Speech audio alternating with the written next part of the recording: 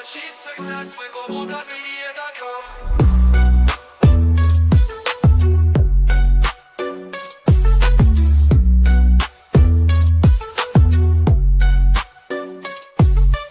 Every step forward is a new beat to your drum. Achieve success with global.media.com. Then celebrate it with or without champagne.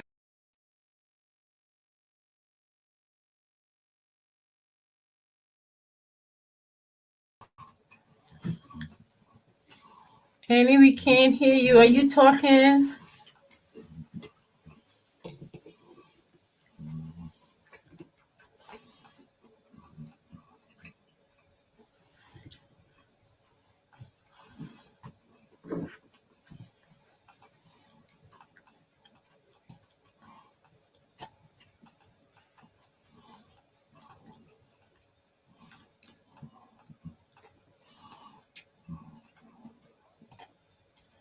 Hello, everyone. Hello. Welcome to another event in our Winning Mentality series. Today, we are talking about career development, finding your professional path, and not just finding it, but winning. We have as a special guest with us tonight, Miss Karla Hill. For me, I call her the HR extraordinaire. Karla and I met years and years ago, and she actually introduced me to the world of HR. And from all that I've learned about Karla since then, it has blessed me and it has motivated me to be the best that I can in HR. She has the goal of helping people get on the path. She has strategies that have been used and that can be implemented no matter where you are in your career path. If you're just starting out or if you're already at the top and there's something else that you need to achieve or learn or grow, she always has something to share, something that can help you develop. So I want to introduce Karla at this time as we get started on our event today. Well, thank you for the invitation, Vern. I appreciate that, and the kind words as well. And you're right. I mean, one of my favorite quotes is, "Your passion is your life's purpose, seeking outward expression." Right. And what that means to me is, I think there's a purpose in terms of the career that people are supposed to have. And when I say career, it could be your work, right?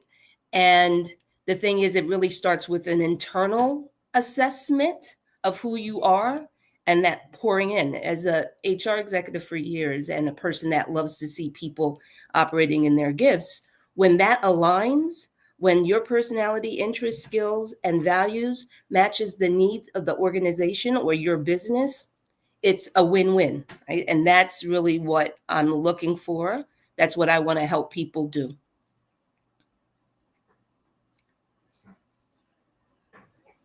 Wonderful. Annie? Annie, you want to speak? Okay, I did speak earlier. But welcome, Karla. We'll see you. Thank you. Being here. Now, of course, we're going to put on a show. I'm hoping we're going to talk about the importance of career development. Michael is here. Michael has some questions to ask, and maybe to frame my conversation, because I did frame you as the expert in career development. So if I set you up, don't blame me, right? You are the legend in this field for all of us. And I got a video of Karla to play later on, because Karla has a service that you can all get involved in to benefit from what she does. But we'll get there in good time. Michelle, welcome. Victoria, welcome as well. Thank you for being here. You both know Victoria, I'm sure. Natalie, thank you for joining us. Natalie will do what she does best with her comments. And Jay, our storytelling strategist. Hello, Vern. Hello, Eddie. Hello, Karla. Hello, Keith. Hello, Keith in the corner that no one can see. And I can see him. I see him there. Of course, our conversations. This is our last one before the Vern's book launch. Next Friday, I think we decided as the dates, right, Vern? That's correct. Launch her book formally, her late to the game but winning. So I frame these conversations around, us playing the game. And today is a career development game that we're talking about tonight. Now, to me, I guess in simple terms for my little brain, it's about winning at work and our learning through life. That's my vision of what we're going to talk about today. Margaret, welcome to us. I call her Superwoman. She's my co-author. Margaret.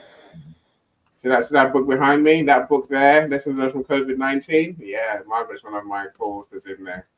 If you haven't read her story, then please do go and read her story.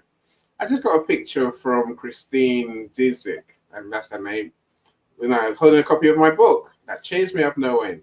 And that's that. Where are we now? So we're in March nearly, right? And every day I talk about this book for a reason. The more copies you sell, the better. You have the same task with a lifetime of selling your book, one copy at a time. In fact, just talking about your book everywhere you go. So I'm so glad. Anyone who buys a copy, I'm always I'm in love with you. I'm in awe. I can't say thank you enough. You haven't bought a book yet? Go and buy the book. There's inspiration to be had. There's 10 authors in the book, so you're bound to find something in there that's going to help you. I'm a shameless marketer. I have no problem marketing my book at all. So, if you haven't bought it yet, go and buy the book. Next week, I'll be saying to you, if you haven't bought LeBeau's book yet, go and buy the book. Go and buy the book. That's how book marketing has to work. Enough talking from me. Let's hear from our expert, Karla. So, Karla, you can tell me when to play the video. I can play at the beginning, middle, or end. You let me know when you think I should put it on, right? I'll put you back in center screen. Share with us your genius, my friend. And then I want to say congratulations to Vern on the launch of the book as well. So just blessings on that. Thank you. And just, in terms of, I think everyone has a story that contributes to that genius zone, right? And it's all of those experiences. My background, a first generation New Yorker living in Philadelphia now, was born and raised in New York City. My mother's from Costa Rica. My dad was from Ondas, South Carolina. And what I share is where would two people meet, one from Limon, Costa Rica, and the other from Ondas, South Carolina, except in New York City where they wanted a better life, right?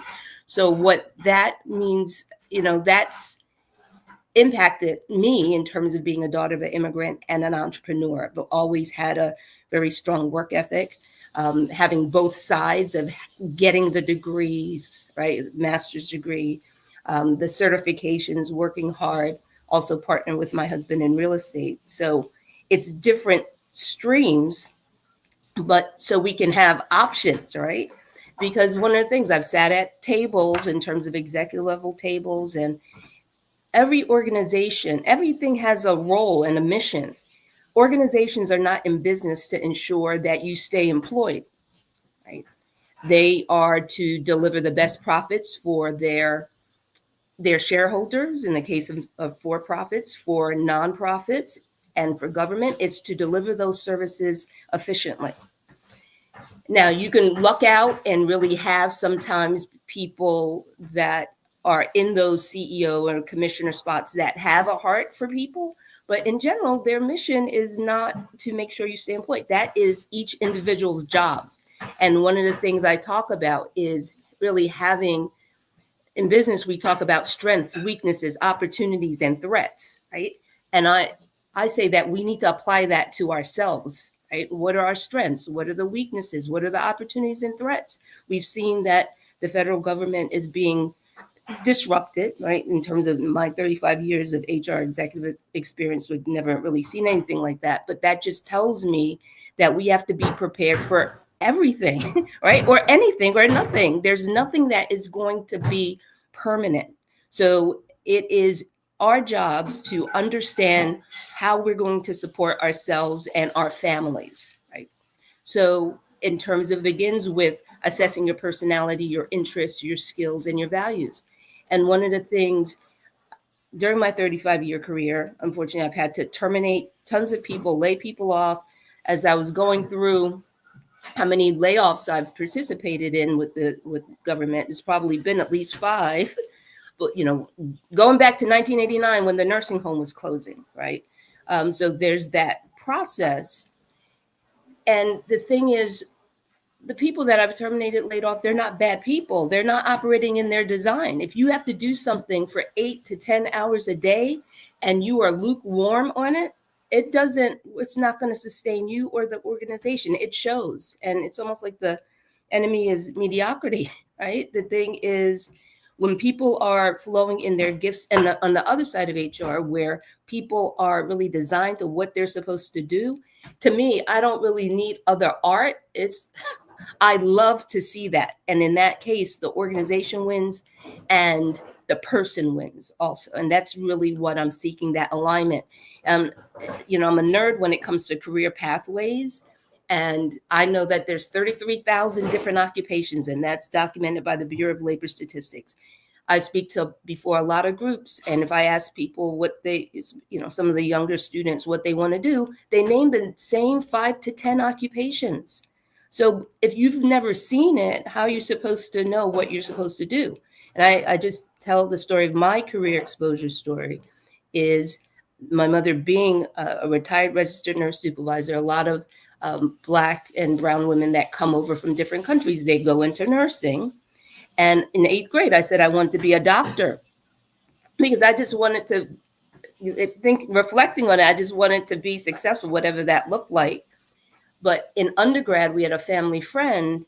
I went to School City University of New York, where I was born and raised. And we had a family friend that was the HR person for the New York City Public Library. I hung out with her. And that's when I was exposed to HR. I'm like, oh, I'm going to do that. But imagine if I wasn't ever exposed. I wouldn't, because that was not on my radar. So that, taking people, one of the things I'm most proud of in terms of my certifications, I'm certified in Myers-Briggs, Career Direct, yes, DISC.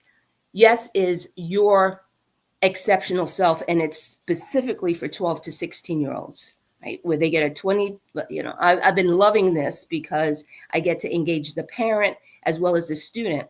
And one of the things I compare, knowing your design, your personality, interest, skills, and in the case of 12 to 16-year-olds, your priorities, is comparing that to knowing the power of compound interest. If you learn that when you're 40 years old, you'll probably be okay because you understand doubling money and so on and so forth. But if you understand compound interest when you are 12 and you implement, you will be wealthy because you have the time to do that. And comparing that to career planning strategy, if you know that you love arts or you love, like I just had something with a 12-year-old where she knows she loves, it's not mammals, but reptiles, right? And she knows she loves culture of other countries. And so other things she could be okay at, but she could eliminate the things she has no interest in, right? So, but she knows that now. So that empowers her in those career empowerment opportunities with the tribe, so to speak, with her parents, with her aunts, uncles, with the school people, because she knows what her design is. So that's really what it is. But we know more about our phones and our cars, our laptops. But if I ask you about you, there's really nothing, right? So I know what I'm into, and because of the assessments, because of the experiences that I've had, and I've learned to systemize that and collect that data from people. Just like if you went to the doctor, they say, oh, Keith, all Black males your age have that going on. Don't worry about it. Here's a prescription.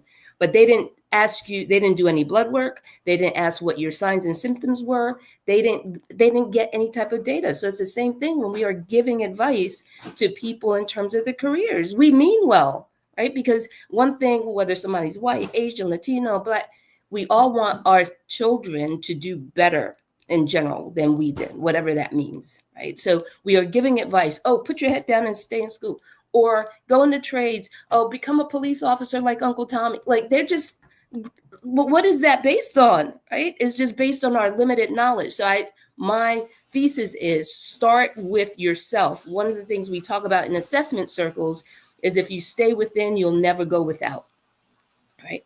So that means bring your genius zone to I grew up a big sports fan also, so I use a lot of sports analogies. I don't really have time for that, but I understand it because I grew up with it. But you got to bring your best stuff to the field if you're going to win, right? So you could play that video, and it talks that's one of the tools in the toolboxes.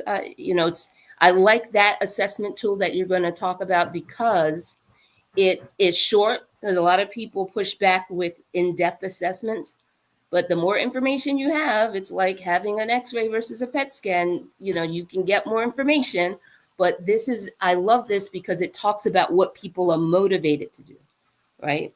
In terms of just your intrinsic motive, not what you do well, what really excites you. It was originally developed to monitor consumer buying behavior. What makes people feel empowered? That's what's going to attract you like a magnet, right? So I'll let you play the video, and then I'll talk about it more on the other side.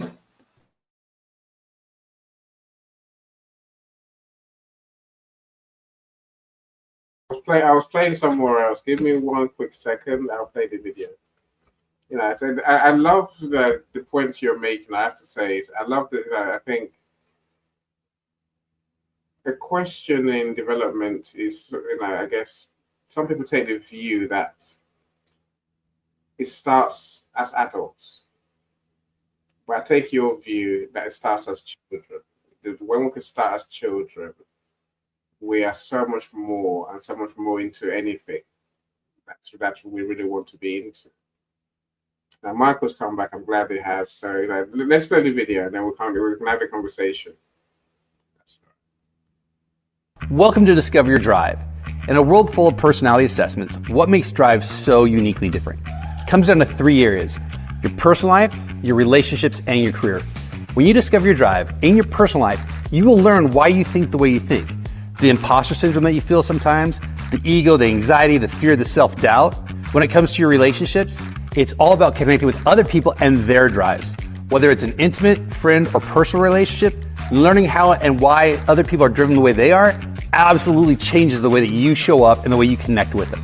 In your career, it's going to help you with motivation, inspiration, the way you connect with your clients, your coworkers, maybe your boss.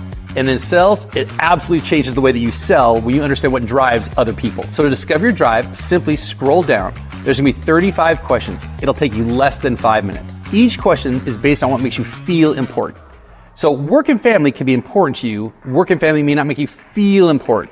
We've defined that feeling of importance as when you really feel connected to your true self, feeling on top of the world, being your true identity. On each question, you're going to rank it from 1 to 7 as I strongly disagree or I strongly agree based on what makes you feel important.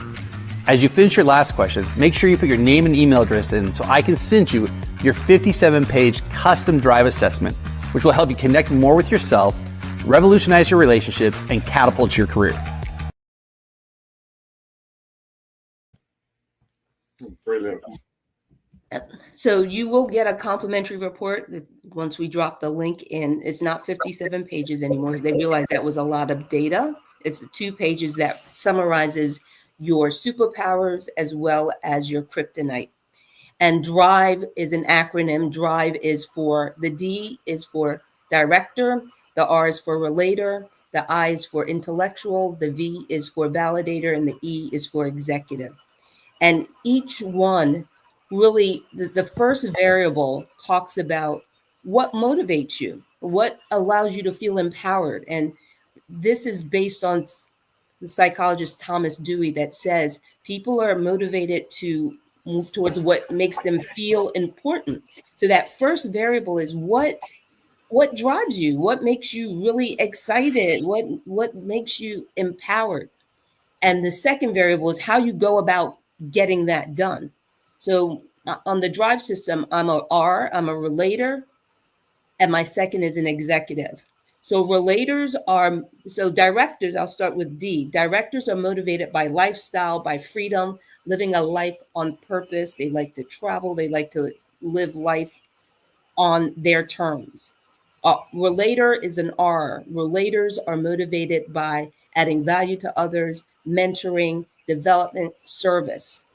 The I is for intellectuals. Intellectuals are motivated by systems and knowledge, education, order. If there's missing information, they will stall. They need all the information in order to make that decision. The V is for validators. They tend to be more, prefer that external type of affirmation. The creator, Woody, who's the creator of the tool who just spoke, he calls them, those are your 3 a.m. friends. They really are attracted to trust and serving others, but they like that affirmation as well. They're great at giving validation. And then the E is for executives. Executives are motivated by metrics, by winning, by goals. So on this system, I am a relator. So I care about people accomplishing, and secondary, executive, about their goals, right? So it's like, you say you want to win. Let's go. Like, but we need, and one drive is not better than the other. And I realized I've probably done over 500 of them, of those assessments. And I use it in every single aspect of my life, my personal relationships, my business relationships, my clients, because as a relator, I like for people to feel whole. So I want you, it's not about behaving the way Karla behaves. It's about, I want you to bring your best self, right? And I want to be able to service you in that way. I use the example, if you're able to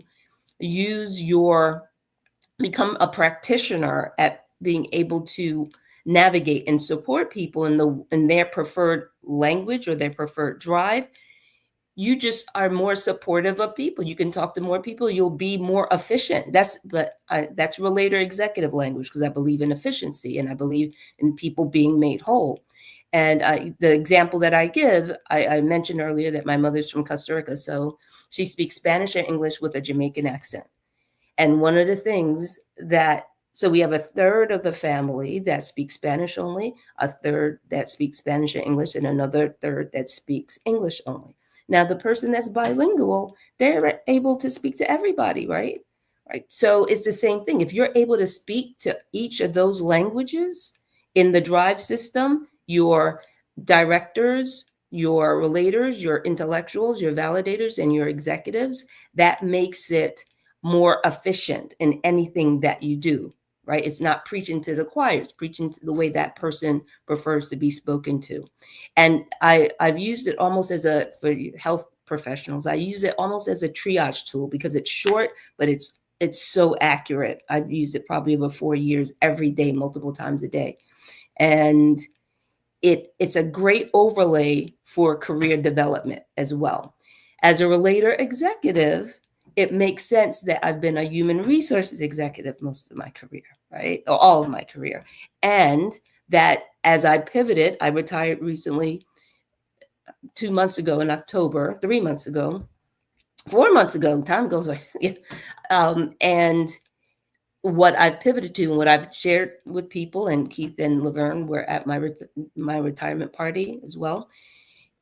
What I said during my retirement remarks was, as I retired from my position, and I'm so grateful for that position, because if you realize in government, there's not an occupation that you can name that does not exist in government. And during that 35-year career, my 35-year career, I've had an opportunity to support uniform, fire, police, because I spent about a third in central HR, then the HR manager for the Department of Public Health, behavioral health, public property. I love my tradespeople. I love my white collar people. I just love intrinsically variety of occupations. So I know a lot about a lot of different occupations and how to support them. So when I'm meeting with now, as I pivoted to full-time in my career planning practice, I'm able to bring those experiences, those 35 years of experiences to the field on top of the assessments, right? That's intrinsically who I am. And it's leveraging all of those, I could be at an event, a party, and my sons or my husband will see me talking too long to somebody, they'll come over. Oh, she's talking about careers, isn't she? She's not going to stop. So you might want to leave. I'm really an introvert, except when I'm talking about economic empowerment, right? And career plan, and we're our asset. That's the pillar that we have to use, that most people use. We don't have to, because there's other things, whether it's the stock market, whether it's planning, whether it's real estate. We need a mixture of all of it. And again, the federal government employees see that we can't rest on one thing. We need to make sure, if we're going to support ourselves and our families, we need to have the variety of sources to do that. And when I talked about being a daughter of an immigrant, that's one of the things I've seen. People immigrant, like when you come over, like my uncle in Costa Rica, my mother, they will talk for hours about when my grandfather. I never met my grandfather. Of course, I grew up with my grandmother, but the thing is, he died early when my mother was 6. And they talk about when he died in Limon, Costa Rica, and my grandmother had, like, at the time, four kids. There's no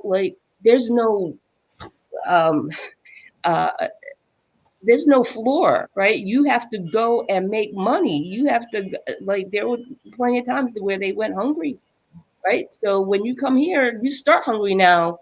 Yeah. What happens is that, you get Americanized, as my mom says, right? And you get lazy or comfortable. But if anything, again, the federal government issues that we've seen, you can't rest on your laurels. You have to, like I tell people, if we're not growing, we are declining. Right? I totally agree, Karla. Thank you so much for sharing. And this topic, career development, is actually one of the chapters in my book. And because when I came over, like you were talking about coming over, when I came from the islands to this country, I realized how important, when you meet somebody for the first time, and I talk about this in my book, if you don't say much to them, they introduce themselves to you, the first thing they'll tell you is what their title is, what their position is. I am a doctor. I am so-and-so. If you don't remember their name, you're going to remember the position that they have. And so that resonates with me. When I came to this country, as much as the struggles and the challenges, developing my career was a goal. It was a goal. And so if there's someone that's listening to us right now, and they don't know where they are, they need some sort of direction. If you had to name one thing that they can start by doing now to get to the point where they want to get to, what would you say? I would quite honestly say an assessment to see what, even if it's a drive assessment to start. But there's several ways to get assessments, right? If you happen to be in college, and again, I'm a nerd when it comes to career planning. And when my sons were visiting colleges, I would go visit the career planning offices, and they're always empty. And they have plenty of tools, but people don't value knowing about themselves. I think it starts with knowing what it's, not to be religious, but I'm not a biblical scholar, but one of the stories in the Bible is the story of the widow, right? That didn't have anything and was asked, what do you have? Oh, I only have a little bit of oil. All right. That oil was multiplied. You better go sell some oil, let the supernatural thing take place. But it starts with, what do you have in your own hand? What do you have in your cupboard? You can do that. People, and the other thing I've seen people do is like kind of separate. Oh, I work hard and I play hard, and they don't meld together, But I think it's taking all of your personality, interests, skills, and values. One of the things I talk about is if you have an interest in communications or skills in communications, technology, finance, human resources, but you have an interest in a specific field, take those talents to that field. It makes it easier, right? If you love sports, go do accounting in sports, right? The Phillies, the Eagles, the college team, they all have a need for those type of skills, right? So I still say it starts with an assessment, right? When you say, oh, if you don't feel well, any doctor's office you're going to have to fill out a form. You're going to have to see the triage nurse if you go to emergency and take the data. I don't know why people want to start somewhere up here, right? Oh, my mom, and I guess that's why I'm here, to tell people to start with whatever tools you can get your hands on to find out where you naturally thrive at. If I was in a place where I was not interacting with people or impacting people's lives, I would not be satisfied. But I know that, right?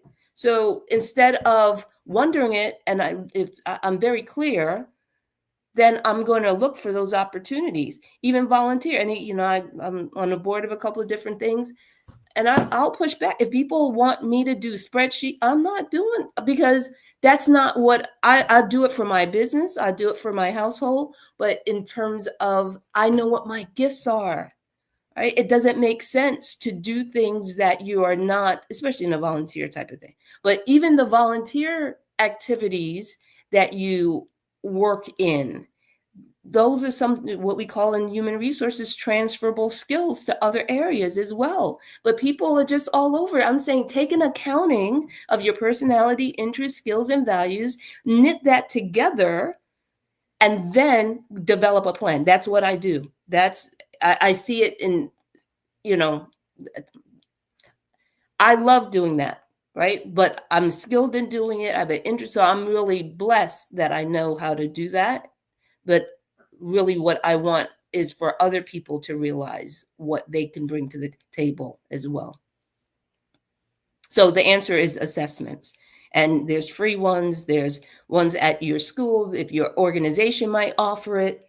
But I think, and it's doing it often. I've not only just done, and I'll give an example, right? And assessments are not just so you know what your strengths are. It's the weaknesses, the opportunities, and the threats. So the tools really are, so yes, I know my strengths, but I know my weaknesses also, right? So in terms of, in the past 3 years, I've released 90 pounds, right? And I say release as opposed to lose, because when you go lose something, you go to try to find it. I'm not trying to find it, but on this journey, so I don't, real quick, I don't eat sugar, I don't eat flour, I don't eat in between meals, I eat 3 meals a day.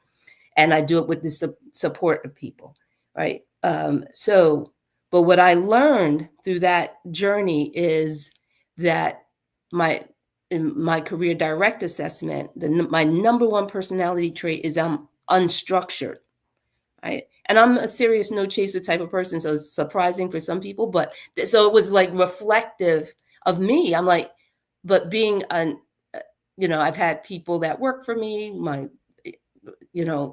those people tend to be a little bit more structured, but when you are responsible for your asset, in my case, my body, I didn't have the structure. So I needed the structure to be successful. A sub occupation under human resources is training. And like 20 years ago, I was a training director. When we're doing training plans, we are doing training plans based on gaps, not on strengths, right? So now, what I've learned about myself of being so unstructured, now in those other pillars of my life, faith, fitness, finance, family, and fun, I'm very intentional about where's the system, where's the structure, but I have to think first. It's not natural. It's trained, because I'm a related executive. So I like accomplishing goals. I don't like structure, but I like accomplishing goals.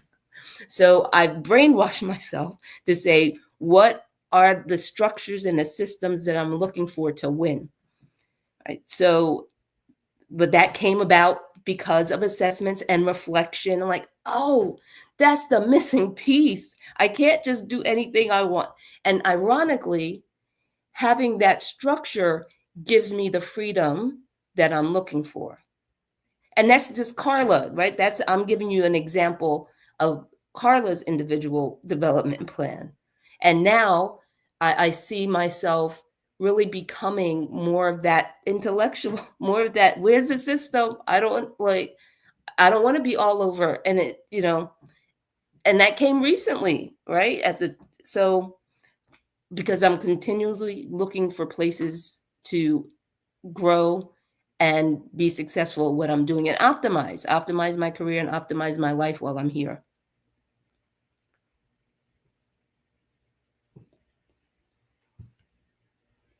Laverne still quiet. So Laverne, you're still muted. Anyway, look, I think there's much to learn from you for sure, Karla. I think I love your approach to personal development. Michael, I'll give you the mic in a second. Let me welcome some more people before we move on. So Roxana, welcome. Glad you're here. Christy, thank you for joining us. Always appreciate your time. So Dr. Monica, you got a link to come on stage. So in the studio, feel free to come and share with us. I suppose now I mentioned Dr. Monica because she's a good reason to link career development with finding a job. I wonder if you can comment on that, Karla. And I'll give you a minute. So she's trying to find a job. What can she learn is a question, that might help. Hold on, one sec. Paulette, our finance genius, glad you're here. My best friend Lisa, our menopause dietitian, holistic health wellness expert. Glad you're here as well. Coach, you're in the studio, so I've got to welcome you twice, but I've just done it right. Noni, welcome. If you haven't been to Noni's room, sing your heart. Thank you so much for having me. I'll come to you as well, Coach David. Be patient. Michael has many questions, so I'd love to hear his thoughts on the topic. Who else haven't I mentioned yet? Liana, welcome as well. Thank you all for being here. If you've got questions, you've got comments, experiences to share with us, you're welcome in the studio. The link is on the event page. If you want the link, just let me know. I'll send you the link directly. Jay, I'm sure I mentioned you earlier as well. So Karla, the link between career development and looking for a job. What do you say? I'm going to compare it to the healthcare field, right? In terms of the examples that I've given, it would be saying like, oh, I want to get better, right? And then what's the plan to get better? Like, so is it just a job, or I'm going to rewind back to the same thing of what do you bring? Why should somebody hire you? Right? It's like, what are you bringing to the table to have that exchange of money? That's really what it's. So it really does go back to an assessment. I really think that we have to really think of what value are we bringing? It's an exchange. So that's my question to you is, why should someone hire you? I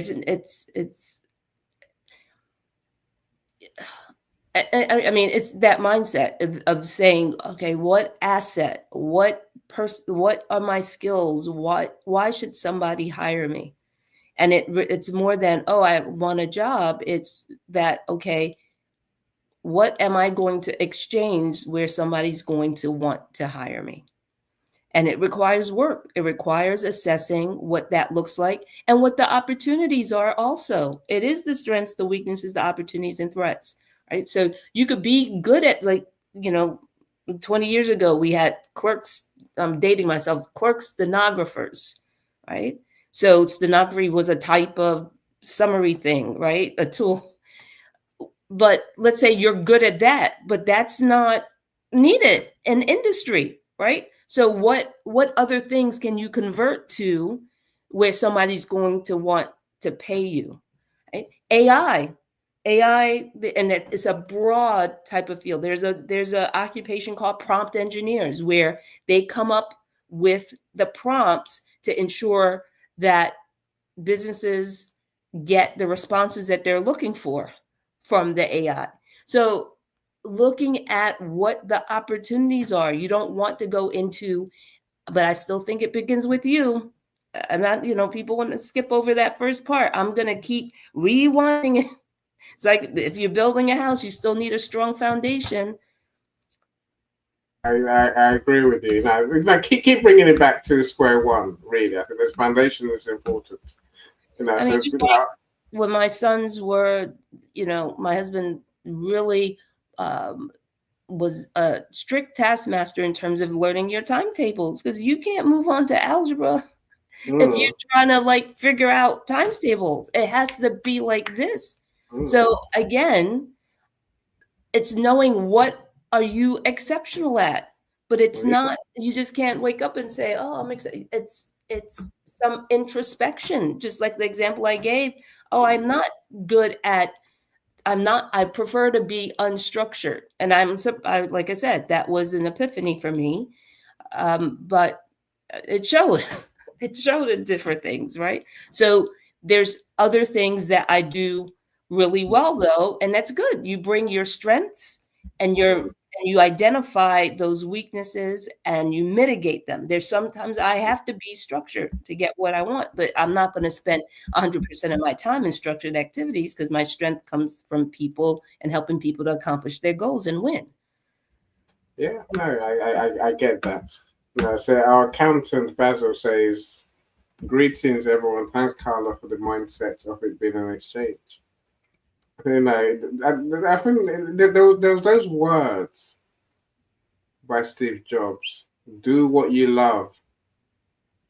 Everyone's yay, and they forgot how to apply the structure you're talking about. It's love and talent. It's passion. It's passion and talent. You got to follow the passion, or you got to develop the talent, right? So I mean, there's a word that's called the skills and all of that, right? There's a skills thing that you have to give to your employers or to a person who's paying you for your work.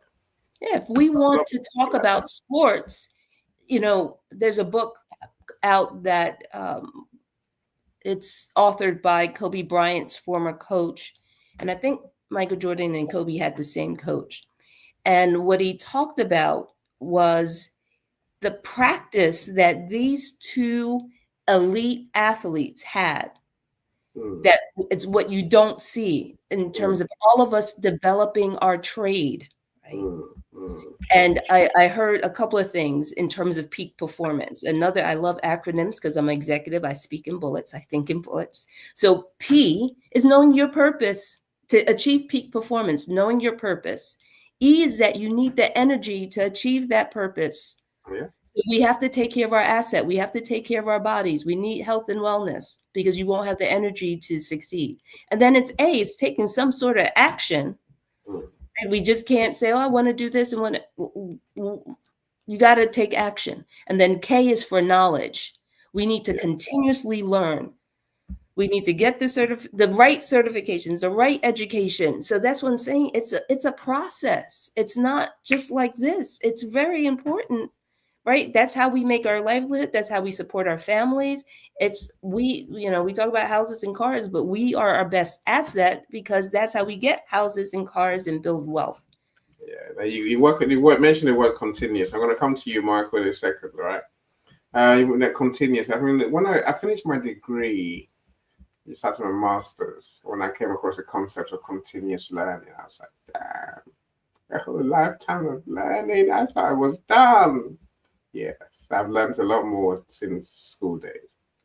But again, I think a lot of people wait too late to start on this development journey. And they wonder why life passes them by. But I guess Vern is a good proof, and the point of Vern. Never too late. It's never too late. You can still, but you have to be intentional and committed. You mentioned action just now, so you have to be truly committed to forever learning, forever developing your knowledge. Keith, you can't sit there quietly. I see you, Keith. I see you. Trying to say nothing, right?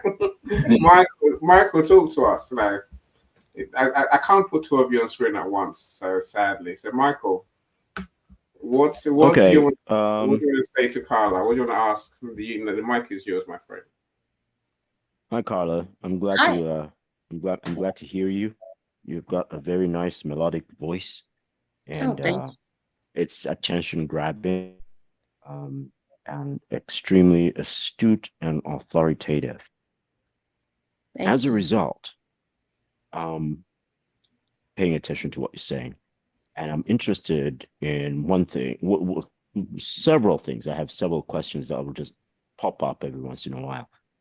One of them is the integrated development plan, and then what is that? Number one, and how do you? Is it, because I've never heard of it? How do you apply it? Is it something that is fun? And I say fun because when we get out of college or when we're going through college, we hear about, just what Enias had been talking about, continuous education. And all we're thinking about is, hell, no, no, no, no, no, no. But it is so important that we actually consider it. In fact, it's so important that if we are students, we actually get in there and continue our education as soon as possible, or while we're doing our undergraduates. If we are smart enough to be able to do that, and driven enough in order to be able to do that. And I think that a lot more people would be driven if they knew learning was fun. How do you integrate that into integrated development plan? Well, when I break it down, we're seeking a synergy here. We're looking at individual parts of our personality, of our wholeness, that includes personality, interests, skills, and values. The drive assessment that I just did, that's the fun that you talk about. It's fun for me I'm motivated, I'm empowered when I'm impacting people. That's fun, right? There's other people. So that director, they are motivated and they have fun when they can live a life by design, when they are creating. Like I said, the R, when we are impacting people. That I, when they are learning, when they are setting up systems, when they are using their knowledge. That V, where they're getting some positive attention, when they're giving positive attention. And the E, my secondary is that E, when I'm accomplishing goals, when I'm winning, when I'm, the metrics. That's the fun part. That's why I love that tool. So it's a summary of different tools in the toolbox, so to speak. It's not one and done. To become a skilled person. I remember one of my roles about 20 years ago, the HR manager for the city's Office of Fleet Management. That's about 6,000 pieces of equipment. And whenever my staff had to hire a technician, they would have to arrange to move the technician's big toolbox. Their toolbox is not like a little Fred Flintstone toolbox. Oh, I'm with it. It's a dresser. Huge, humongous, and very heavy. Good So God. I do not pity you there. Yep, a practitioner, a career planning practitioner has a variety of tools to develop that integrated plan that I'm talking about. So, but you need to get the data in order to develop to identify the fun. I think drive is a good way to identify what fun is and what empowers people. Then it's, the personality, the interest, skills, and values. It's a 32-page document that comes out after a 2-hour in-depth assessment. Now, some people may not want to do that, but if you're saying, how do you do that? It's a systematic way of collecting all of those experiences. And then there's an in-depth 2-hour consultation. But there's templates, there's tools to do all of the things that I'm talking about, but it's not a one and done. Every occupation has some sort of system attached to it to bring success. So there are ingredients and subcomponents that make up that integrated plan. Does that make sense? Yeah, it does make sense. And Michael, 1 second. I will say this. I'm hoping it aligns with what Karla's saying. I think the fun is our sense of purpose, our sense of mission, our goal. How much do we really want this thing that we want to learn? I do say I love my job. I love what I do every day because I do what I like to do, right? I learn every day. I learn as you watch me do it earlier on today, right? I'm saying I enjoy learning stuff that's involved with what I want to do. I find the fun in it. I think it's for us to find the fun in our development. It's not in our development. We learn stuff. Some stuff is hard, right?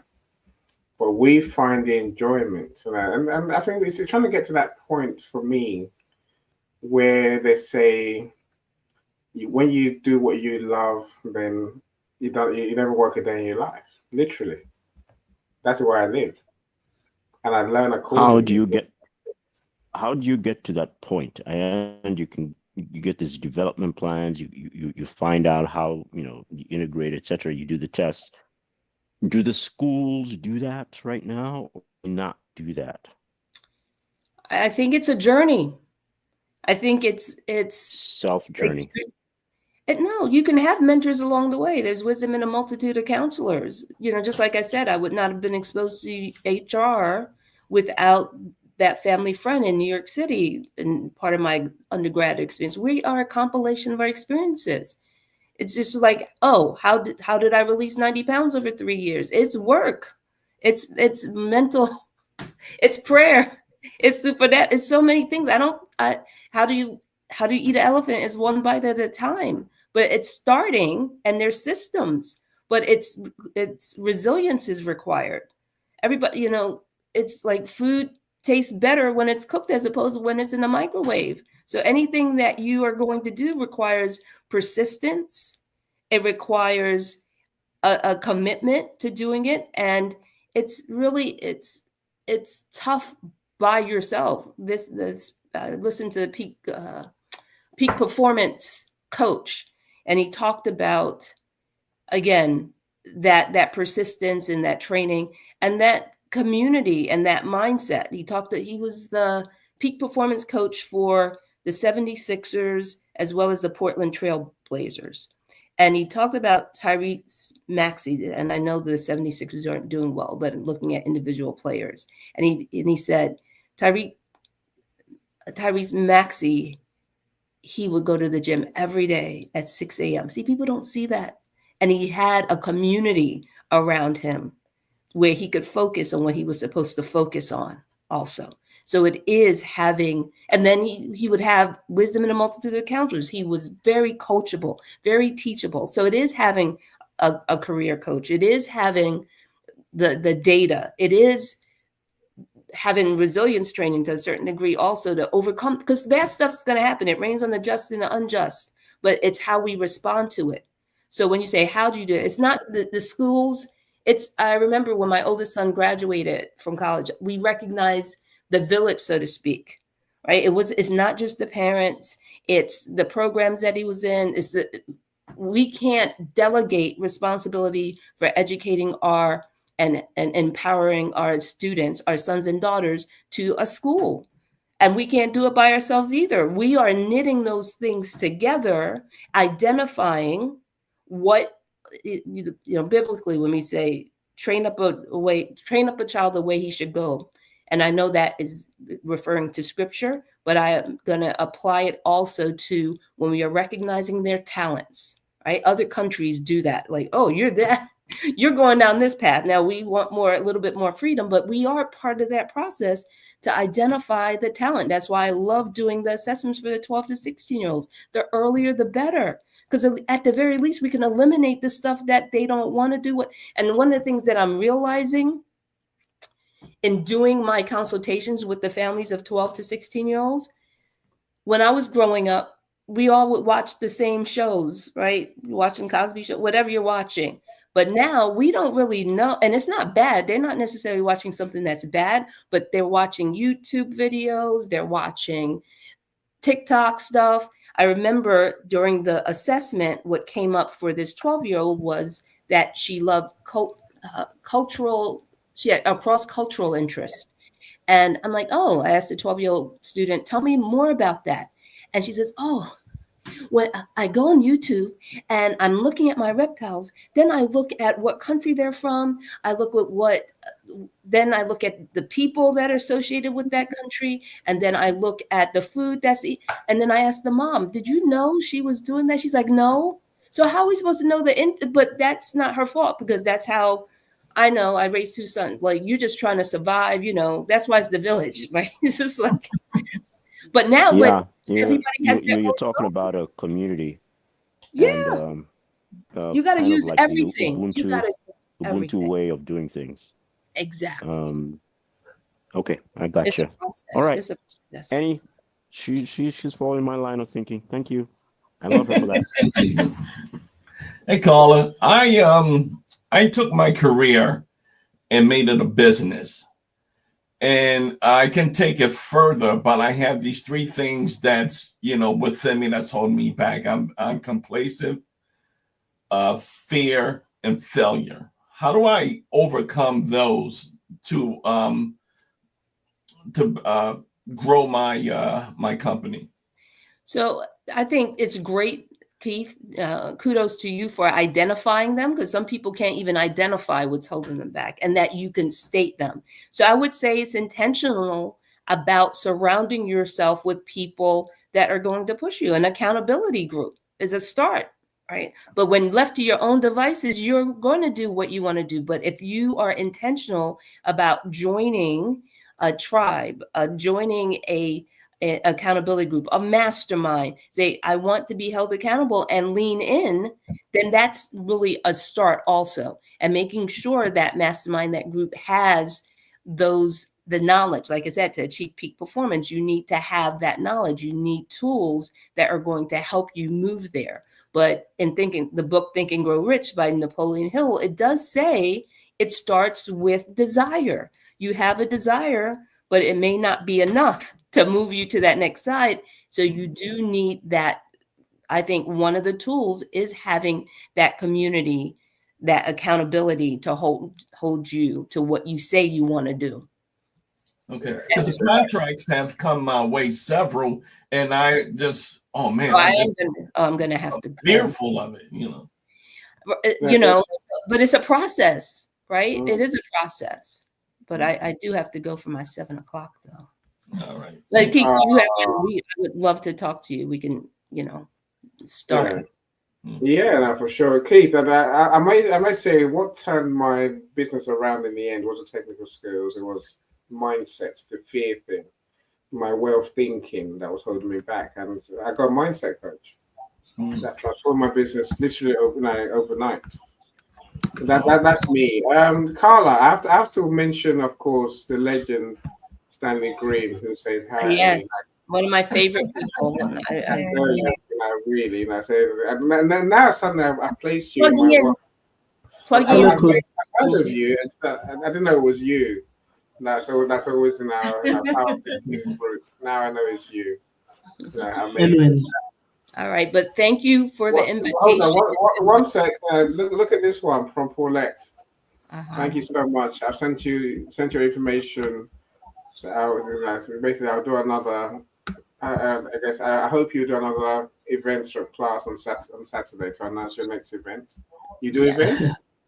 You can go to karlahill.com, or you can text me at 215-802-0050. But I don't want to, I'm already late for my next event, but I want to. I'll let you go. Thank you so much for being with us, Karla. We appreciate you. All right, take care. I'll play your video again before we finish tonight. So hopefully people get in the comments. Awesome. And then we'll share the link. Thank you so much. Yeah. Thank you. All right. You take care. Yeah. Right. No hiding. I wanted to point out, like with all that Karla said, the main point is that career development is not a one-stop shop. It's an ongoing, it's a continuous journey. It's not something that you could get done overnight. And like she said, it takes persistence. You got to be committed. Once you, as she mentioned, doing the assessments, once you figure out what you actually want to do with your life, like your purpose, what brings you joy, like the 9 to 5, it's not about the work, it's being happy in what you're doing every day. Once you figure that part out, and of course, there are going to be challenges. There'll be challenges. That's a given. But knowing that you're committed and knowing that you're going to continually strive to improve yourself, the learning, taking courses, whatever it is that you need to do to make yourself more relatable and more marketable to whatever the field is that you're interested in, the jobs that you want to actually apply for. It takes, and I believe this is one of the biggest and the best investment that we can make, investing in ourselves. I mean, we invest in so many other things, but like Karla said, sometimes we don't take the time to do it. It's the introspection, it's the looking at yourself and see where you're strong, where you're weak, where you need to be improved on, and just figure it out from there. That's the starting point. So don't ever feel like where you're at right now that it's all lost. Right, Annie, we're still winning. No, yeah, of course we're winning, and look, I can develop, learning as we go is, that's how we stay ahead of the game. They're saying if you're not learning, if you're not growing, then you are dying. So You're literally, dying. it's that harsh. That's why I look at it. It's not optional, it's essential. Again, I don't know, when we were talking earlier, I was talking about how a lot of people want to talk about, they want to learn about mindset, they want to learn about mindset stuff. I mean, that's good stuff. Don't get me wrong, it's necessary. As I Keith and I just talked about that very briefly. But we must learn technical skills. We must improve our skills. We must carry on. If we don't improve our skills and our knowledge, we're going nowhere. We can't wish success to happen. We have to actually do something. Karla mentioned taking action. We have to actually do to get the results we want. Let me stop talking.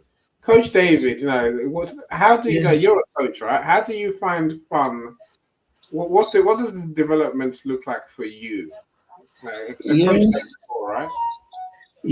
Thank you so much. And apologies, I'm in and out of another meeting, but interesting conversation. Thank you, Michael, Laverne, Annie, and Mrs. Hill. I don't know whether she's Miss or Miss. Thank you so much. I appreciate you. Development for me is continuous. It's continuous, and number two, it's never exhaustive. It's never ending. It's never final. You must keep on doing, like Laverne said earlier. Thank you so much for that point. It is a continuous thing. The second thing with development is that you must never rest. You must be intentional, and the only room that is not filled in life is room for improvement. But development is also very complex, because the problem with development is that you probably never met yourself. Before you could meet yourself, you met your parents, who introduced you to you.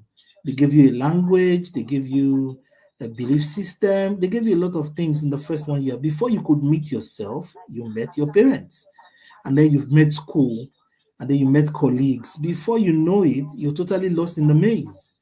That's why it's good to start the discovery journey as early as you have to. And what Karla Hill has done is very powerful, very awesome. And it's just one of the models. There are not less than 12, maybe 20. There are many developmental psychology stuff. And because you've done one, then pick another one. And even the one start growing it. D has a communication style. R has a communication style. I has a communication style. If you have a problem with V, develop it. And how do you communicate with someone that's a V? You learn the limbo of V's. How do you communicate with someone that's E? You learn the limbo of E's. How do you convince people as a manager? If you're going to lead all the five, then you must go the 5 competencies in quotes.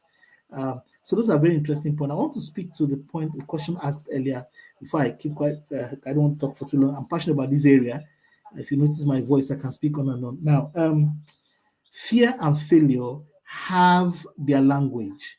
What are the thoughts, emotions, and imaginations that is sparkling that fear? That fear has a look and feel inside you.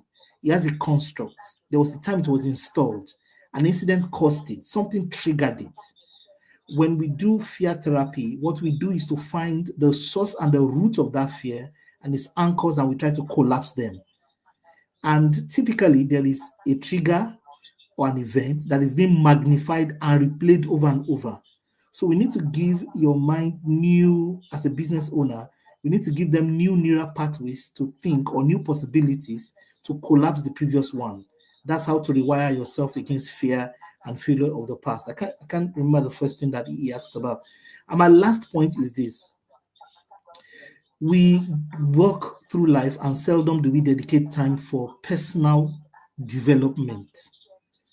Seldom do we say, I'm going to be half a day every month or half a day every quarter, until you need another job or a paradigm shift happens in your life. Majority of us are not intentional enough. Is it once a week you want to live for yourself and your career? Is it once a quarter? What time would you have? And it must be scheduled and calendarized, and it must be filled with activities. Thank you so much for having me. Thank you, Annie. Thank you, Laverne. Thank you, Michael. And thank you, Laura and Absentia. Thank you. Awesome conversations. We lost Keith, but thank you, Coach David, for sure. You know, there's much there. You know, they say, you know, we don't make time for our development, but I think it needs to be an everyday thing. That's my personal take. Every day I try and learn something new. Again, I think Karla mentioned it, where most things we try and do quickly, and that's our mistake, right? That's our mistake. You know, I think I read a book, I've read the book, so that's it. You know, I think, you know, Paulette, I agree with you. We have to have a burning desire every single day of our lives. We really must. That's how we carry the fuel and almost the fun of learning too. You know, I think that's how we have to be. And you see, the point I was making is that when I read a book, I know I've taken something from it. But I know there's so much more in everything I read, everything I watch. You know, that I have to read it again. Most books I read 3 times over at least. And each time I find something new. It's not because I'm dumb or I didn't pay attention first time. It's simply because each time I come back to it, I'm a different person. I know more things about something else. And then that frames what I take from the book the second time, the third time, and fourth time. You know, some of the best people they've read the same book for years. For 50 years, 30 years, the same book, over and over.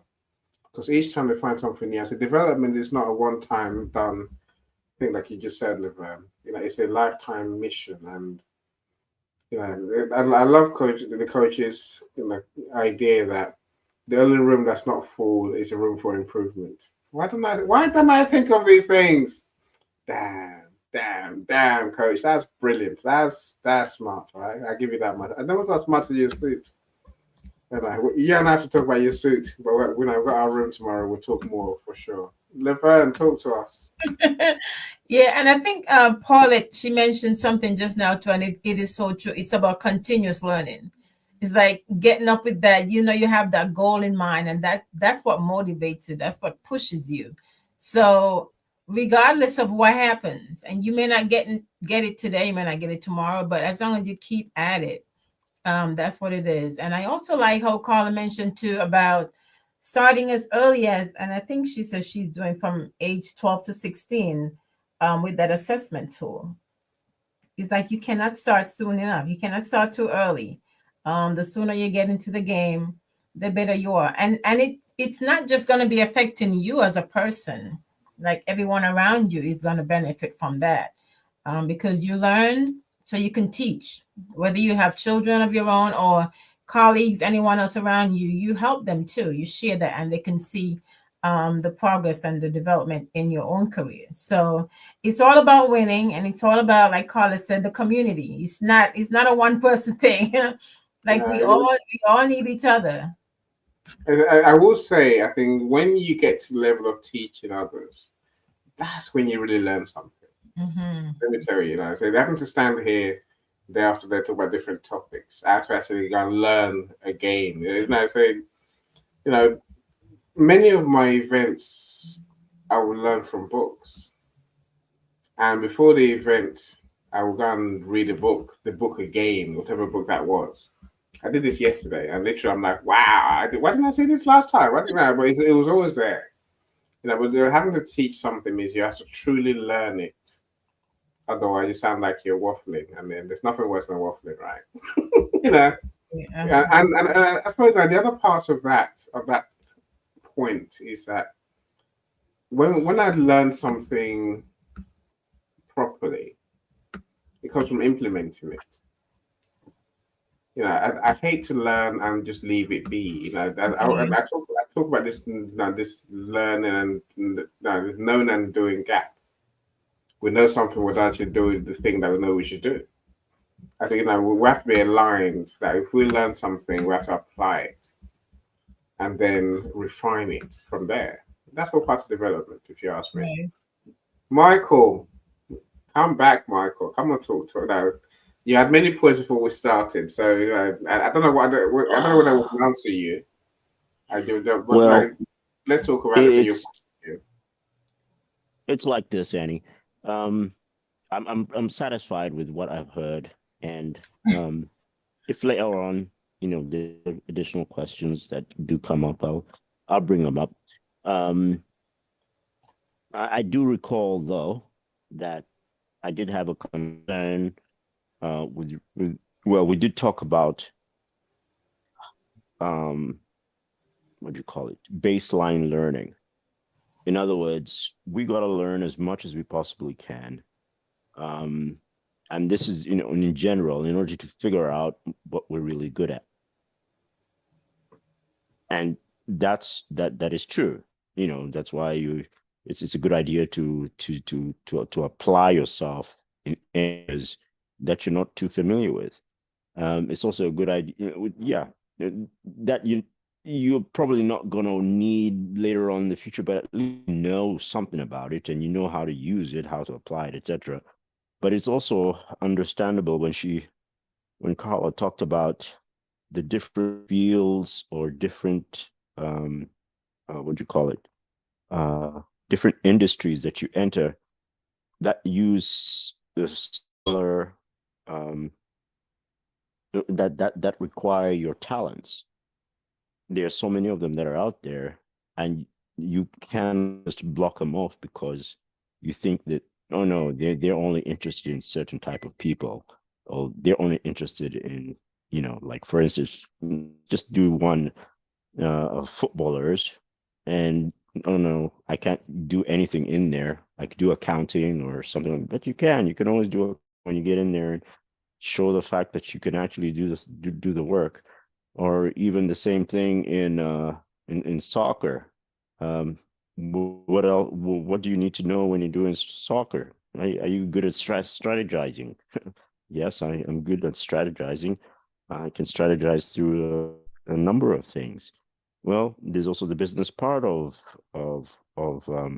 soccer, where you have to take into account, you got to sell the T-shirts, the memorabilia, and all that stuff for the company. So they need people like you who can market their stuff. Marketers, they need marketers too. So whatever you're really good at, just know that there's a place for you in the world, somewhere where you can apply what you know. It doesn't necessarily have to be something what you call an area or a place that's specific for your talent. No. Your talent can be applied anywhere and should be applied anywhere. Be able to apply it. You should be able to apply it anywhere you want to go in this world. It doesn't matter what industry you're in. You should be able to apply your talent that you passionately gained, and use it and advance it in that area if you can. So interesting. Yeah. Can I just say something? Just a minute. Sorry. So this is one of my personal. So I do personality psychology. This is one of my problems with psychometrics and models like Drive. There are a lot of them. There's Myers-Briggs. There are all of them, and you meet people who have turned them to weaponized incompetence. And they say things, because I'm a D, I can't work in a V environment. Because my boss is E, I cannot be an I. Meanwhile, the aim of those models isn't that. The aim of those models is to at least start the developmental. So thank you, Michael, for bringing that up. We need to be positive. I like the phrase weaponized incompetence. Wow. Yeah, I meet them. I meet them a lot. They say, because I'm an introvert, so I don't like talking, so I can't do that thing. So a lady told me she was an introvert one day. Introverts can talk very well and wait. Let me tell you the story. Let me give you the gist. I don't like talking to no one. I'm an introvert. I don't like talking to no one. I said, good. I said, for everybody you talk to in this room, I'll give you $100. She said, no. I can't talk. I talk a lot. I love talking. She met 5 people. So I told her, I said it's a joke. We don't have any weakness. We only have insufficient motivation. If we flip the script on you, a V can become E, E can become I, D can become I. And in fact, these models help us to know what are the behavioral traits.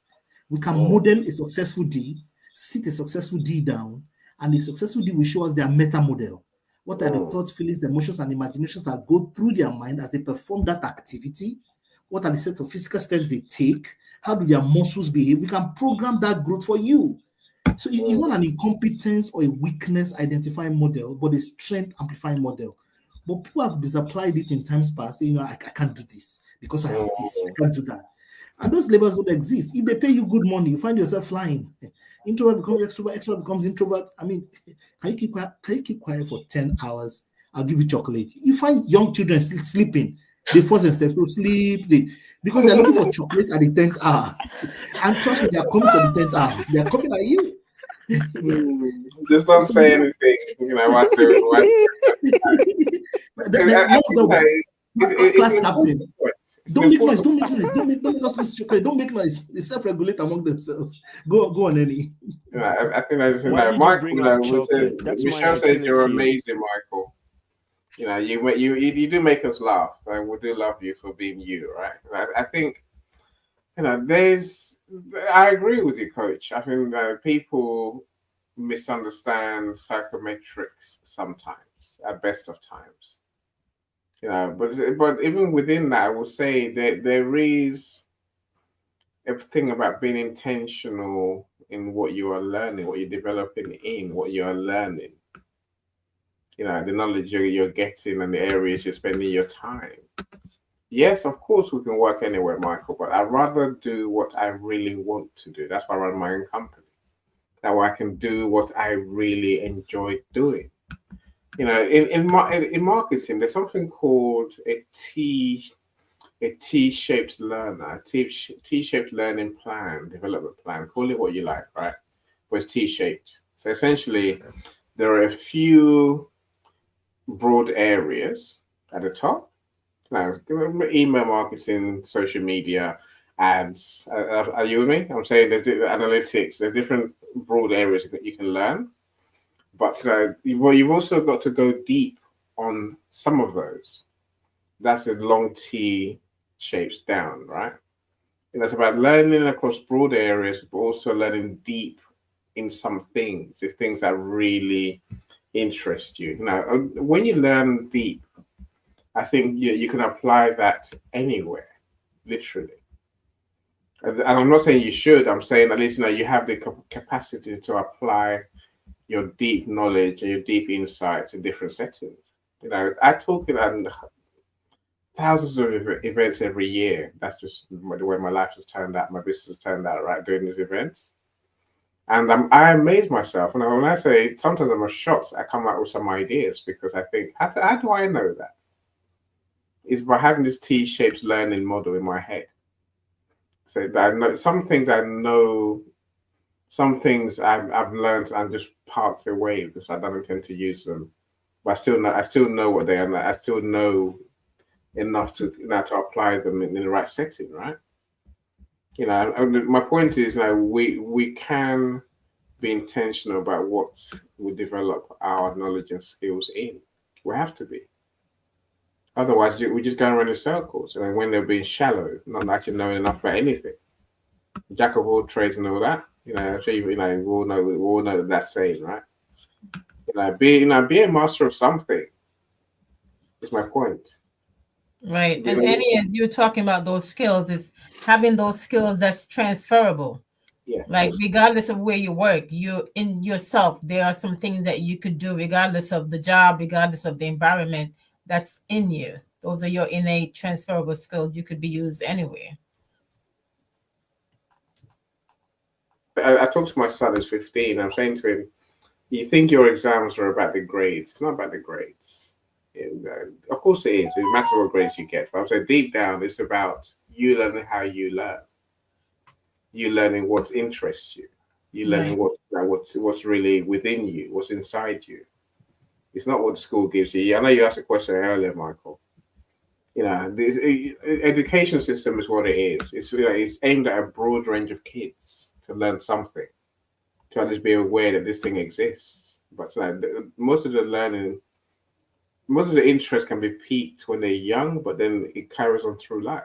The experts don't stop learning at 16 or 20 or 20 or 30. They carry on learning every single day for years, for a lifetime, most of them. And development, it's a funny thing, but it's an essential thing. Let's come back to you, Laverne, for a second. Michael, if you want to speak, feel free, right? Laverne, how did you find fun in your development, and what difference has it made to your life? So for me, once I figured out what I wanted to do, once I realized what I love doing, is because I actually saw it demonstrated. One of my previous jobs, and the person in the HR team, when she helped me when I started with that company, and the processes that she took me through, and the way how she had that impact on me, I knew then that's something that I want to do. I want to be able to do that for somebody else.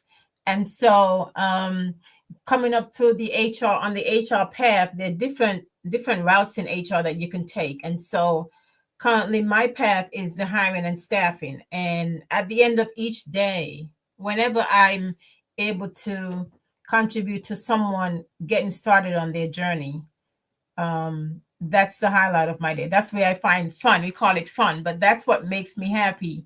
Knowing that someone can say, "Oh, thank you so much, Miss Oliver. Thank you so much for," because when we meet new candidates daily, it's not just about them coming into interview or being placed with a job. We actually speak to the actual person on a whole.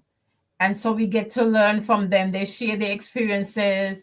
Like last week, we were doing some interviews, and this candidate who was selected, she was so excited. Like she wanted to cry because she felt like she already recognized that this is going to be an important path on her career journey. This is just the first step. She was just selected. But just knowing that I am involved in that entire process, that brings me joy. That's the highlight of my day. So that makes what I do worthwhile. And that's the whole point of career development. You have to find that thing that makes you want to go and do it every day. Now, what my job is really stressful. It's a lot of work daily, but I feel so empowering when I do this job. So for me, that's what it is. You find that joy and you just stick to it. You improve yourself as you go. Like Karla mentioned, the many certifications that she has. You do what you need to do to always make yourself, like I said, marketable and relatable, so that way you can continuously help others as they start on their career journey as well. So Michael left us, any? We lost Michael. Maybe his signal fell off. Okay. But yeah, for me, that's the joy. That's where I find the joy. Yeah, I can understand, and I can sympathize, and I can empathize. I feel it's the same here, really. There's nothing better than helping people, which brings it back to it's about learning and applying what you learn to help other people, really, and that's the joy. It is. A lot of people just learn stuff for the sake of learning stuff. They feel like they just learn stuff for the sake of learning stuff. That's never going to drive you or motivate you to carry on learning. So when you can find the meaning behind what you're learning and the point of what you're learning, I think that's where we truly, development is a transformation. Is my point. We have to change as a person. It is based on learning this new thing. Go on, Coach. Yeah, no, I'm agreeing with you and Laverne. This is like a manual about yourself. This is about me. And you see, my basis is scripture, for you're fearfully and wonderfully made. Yes. There's a part of you. You are a masterpiece. Masterpiece.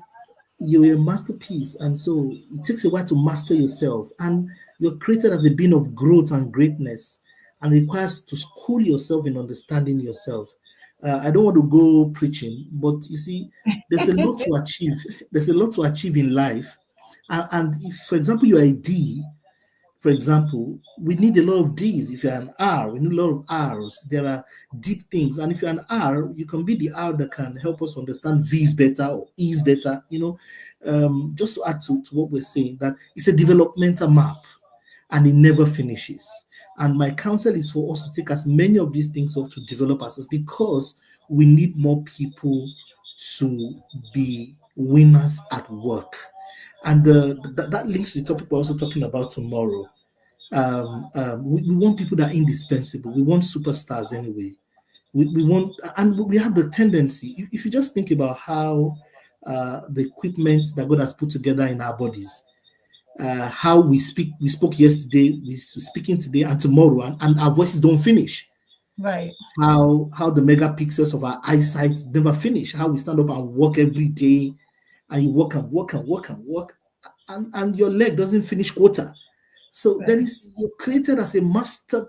I mean, you've eaten stuff that should destroy anything. You've eaten acid, you're fine.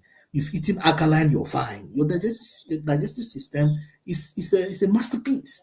So all of that equipment cannot be together and be less performing. If you see the cameras of our eyes, if you see the megapixels, even with my glasses and everything, what the optician has said about the human eye to me, how much to take for us to put together a robot that will see at that intensity and piece together information that way. So we are created to do great stuff. Yes. And that journey of developing ourselves to develop other equipment must be done. That's the other point I wanted to add to what we were saying earlier about development. Thank you. No, totally agree. Michelle, thank you. I know you, as I see, you have to go. He says, thank you for being beautiful human souls. Thanks for being here, Michelle. I appreciate As everything you always. do. I never know what those emojis are, but they look good, so I'll take them, right? Part of my Love you, development. Michelle. Thanks, Michelle. Thanks for joining us. Enjoy your night.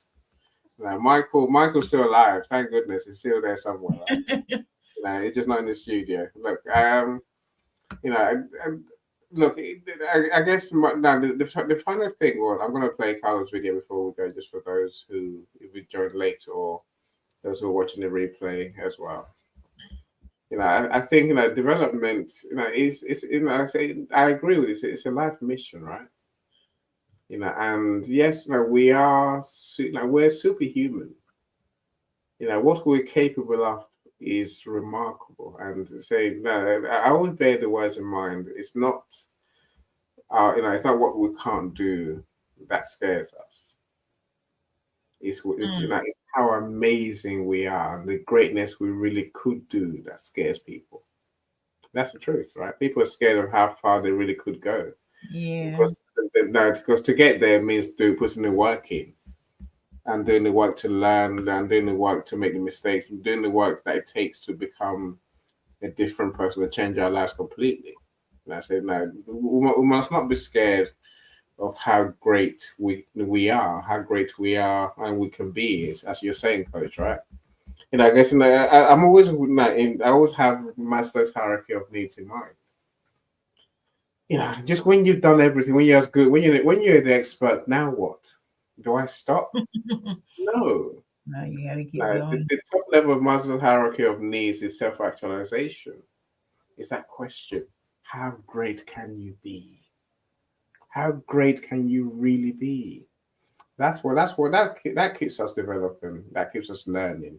Because we can even, there's no end to our greatness. And I think we're lucky to live in an age where human capabilities is coming to the fore. And again, I think it's something I read the other day that said basically that you can pick 5 or 6 scientists today who knew more than all these scientists that probably ever lived in human history. Think of that. That's remarkable, right? That just shows you what we can do and what we can be today. But it's more scary when you think of what we can be tomorrow. With the technology, with the knowledge, with the insights that be out there.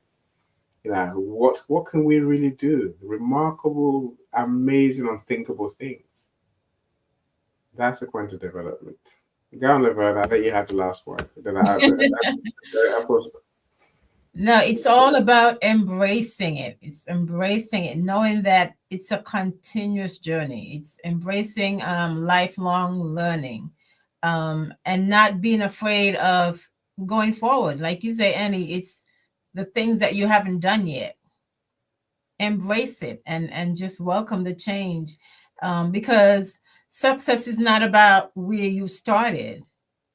It's about the fact that you continue on the journey. You keep going. You keep going. There's always something new to learn. Always, no matter what. So just stay positive, stay proactive, and be intentional about whatever it is that you want to achieve, whatever your career goals are. Invest in yourself. Whatever it takes for you to get to that place, just do it. You do it for yourself.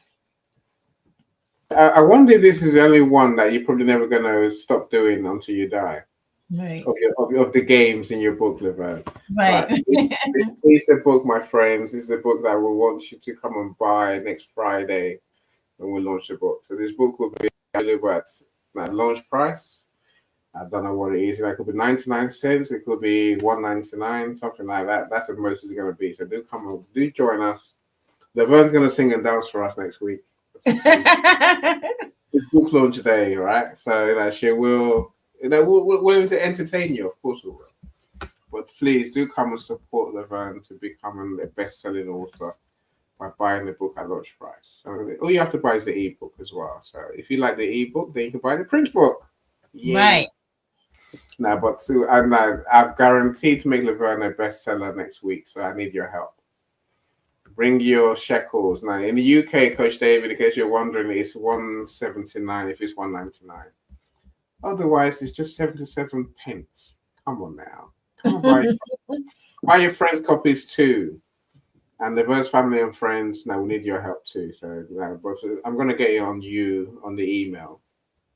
Now, Coach David is next on my list. So his event starts tomorrow, Laverne. He's going to have to. It's every His event week. starts tomorrow? Yes, Friday. Okay. So we're going to talk about your unfair advantage. That's his theme. So we'll start tomorrow. I already got his name written down, so I know I'm definitely looking. Yeah. Don't worry, you're on my email list now, Laverne. His voice is so familiar to me, but yeah. Excellent. Well, they got 4 weeks of us, and then talking about his. I don't know, Coach David. You tell us. Is it a mixture of spirituality and mindset? Now, what's your theme? Your unfair advantage. So I think it's those two things. I think it is. So if you can mix spirituality with intentionality, with your genius, of course you're unstoppable, right?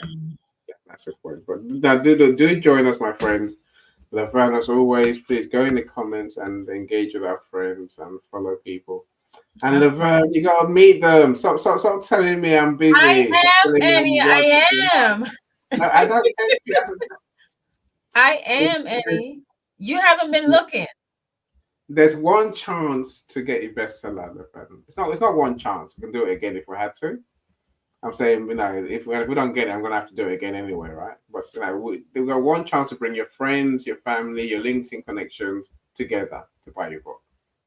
If I try and do it twice, they'll be like, I bought the book already. No. Right. No. So I'm saying we have to get it right this time. So you have to make your friends. First time.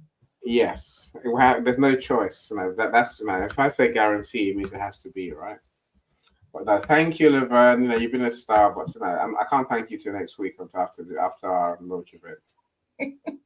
So we'll be in touch, my friends. Coach, you're always brilliant. I can't wait till tomorrow.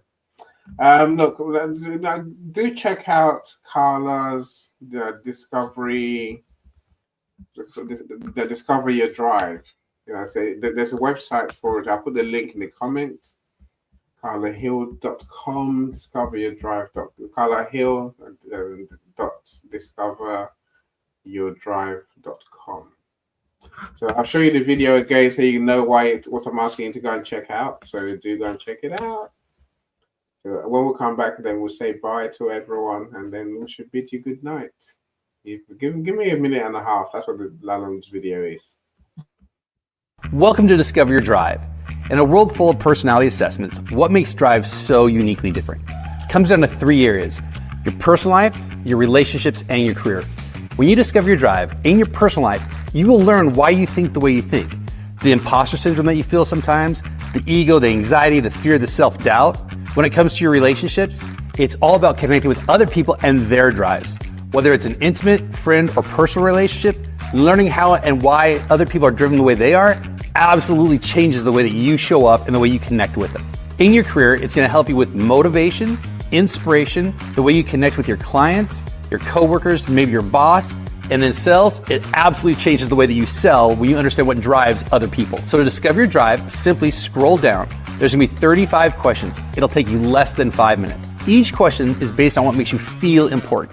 So work and family can be important to you. Work and family may not make you feel important. We've defined that feeling of importance as when you really feel connected to your true self, feeling on top of the world, being your true identity. On each question, you're gonna rank it from 1 to 7 as I strongly disagree or I strongly agree based on what makes you feel important. As you finish your last question, make sure you put your name and email address in so I can send you your 57-page custom drive assessment, which will help you connect more with yourself, revolutionize your relationships, and catapult your career.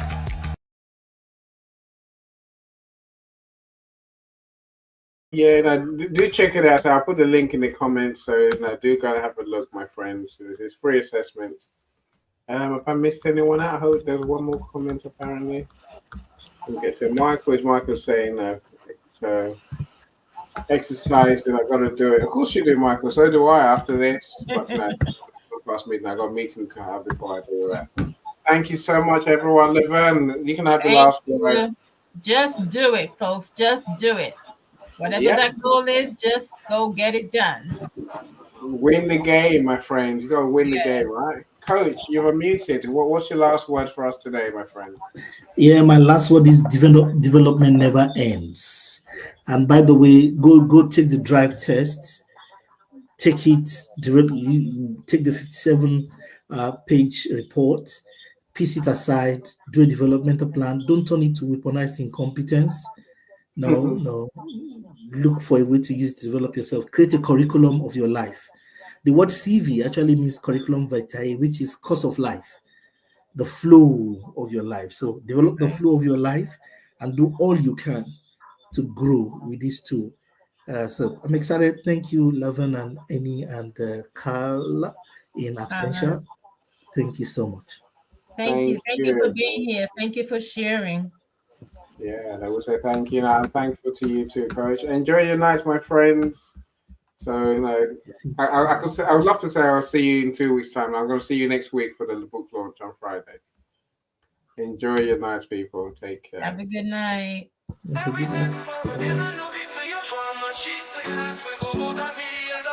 Celebrate it with or without champagne or rum. Achieve success with global.media.com.